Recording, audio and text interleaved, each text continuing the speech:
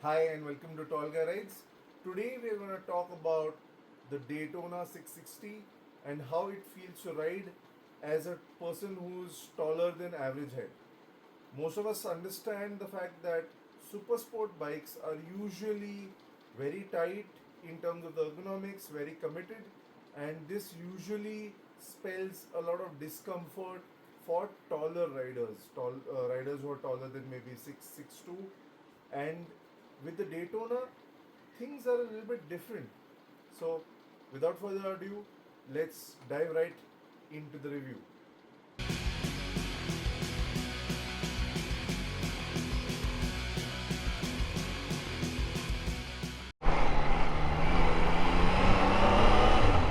So we are riding the Daytona 660, and as you can see, it is a very small compact bike, especially for my frame.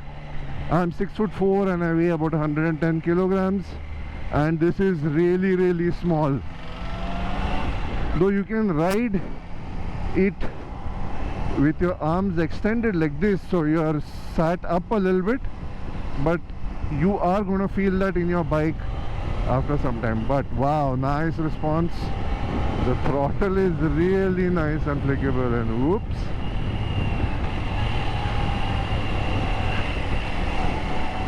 speed bumps, not that bad, not bad at all. Of course I did slow down for the bumps, but not bad at all. It did take in quite a bit of that bump. Hopefully this guy goes down away. Now let's get to the chase. As you can see, the bike is really small in terms of its frame. My arms are straight outright when I kind of pick my back up. It is a fairly committed riding position, but not so bad as well as you would think it is. Now let's talk about the handlebar. You can see that they are clip-on style handlebars, but they're slightly raised. You can see this raise here, and that adds a little bit of comfort to the rider. My palms are feeling quite comfortable. Now I had also test ridden the Aprilia 457, and that feels like a substantially, it feels like a bigger bike, but I had a lot of weight on my hands, and in this it's not there, it isn't there, as you can see. Now in terms of the handlebar width itself is nice and comfortable. I recently rode a 2022 Versus, and it felt off. Like as soon as I sat on the bike, it felt off, and that isn't the case with this bike. Oh, nice. This definitely has a smile factor to it, and you do feel that it is nimble for those quick overtakes, and it has that power. Nice. So the handlebar are wide enough, they are bent inward. As you can see, the angle is like this. I'm used to more of the adventure style handlebar, not bent. But yes, that's it for the handlebar. In terms of the mirrors, they're nice and wide, and the point where they connect right in front, you can see that you are able to see a good view of the world behind me. I'm just going to take it a slightly longer spin, slightly longer than intended, and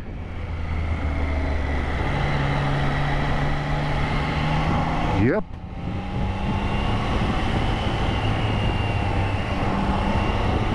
the mirrors give you a nice view of what's behind you. Very nice view indeed. Now let's move to the tank. The shape of the tank is almost perfect.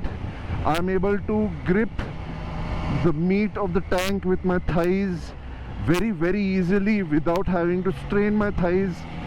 Frankly, it's really nice because the point at which I can exert the most strength is exactly where the tank is flared out, so I have very good contact.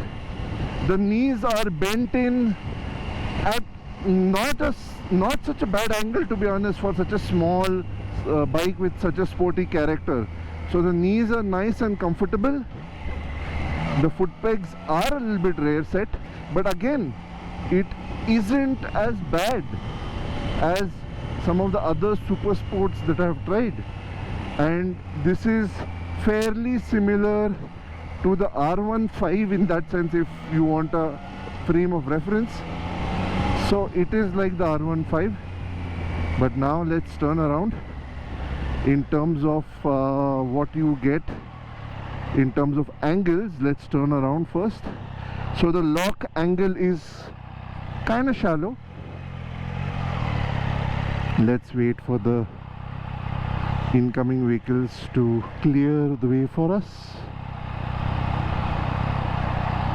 So the angle at the knees is fairly comfortable, not bad at all.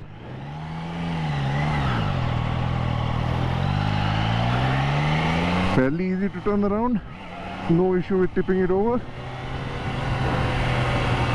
And despite the foot pegs being fairly rear set, I have no issues with this position at all. I think I could ride this for quite a bit without feeling uncomfortable. They've done something with the geometry where even for somebody my size, this is a comfortable motorcycle. Now I know that a lot of people who have ridden the earlier Daytonas, or they have opinions about the Daytona. They have not ridden the bikes, they have not owned the bikes, but the opinions are still there. To them I would say, hey, just look at each bike on its own. Let's not cloud our perspectives. Sure, the moniker Daytona connects with a very sporty, aggressive super sports kind of a motorcycle. This isn't that. Yes, I would agree that this isn't that aggressive super sports, but it is a very comfortable bike for this category of motorcycles. And for somebody who's not ridden that aggressive Daytona, the older Daytona, this feels really nice and really nimble, especially when you compare it to the big ADVs that I'm used to riding. So yeah,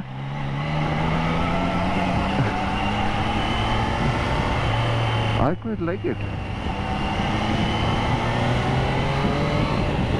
See, my hands, I'm able to lift them very easily. This is because the geometry of the tank is so good that I'm very easily to stay on the bike without having any weight on my arms, on my hands, on my palms. In terms of the seat, again, I'm a big guy, not the lightest fellows out there, and even my ass is comfortable on the seat. So the seat also gets the right qualifications in terms of the size, the comfort, in terms of the padding. I like it quite a bit actually. So I don't feel out of place on this Supersport. That's what I want to say. For a taller rider, I don't feel out of place on this bike when I'm on the bike. I'm sure if I stand next to the bike, it's gonna look really small, but yes, I do quite enjoy the riding position on this Supersport. This can very easily be your everyday Supersport. Between the triple or the speed triple and this, I think the speed triple was a little bit more comfortable. I have spent about 150 kilometers worth of riding on a speed triple, and I thought that bike was a little bit better.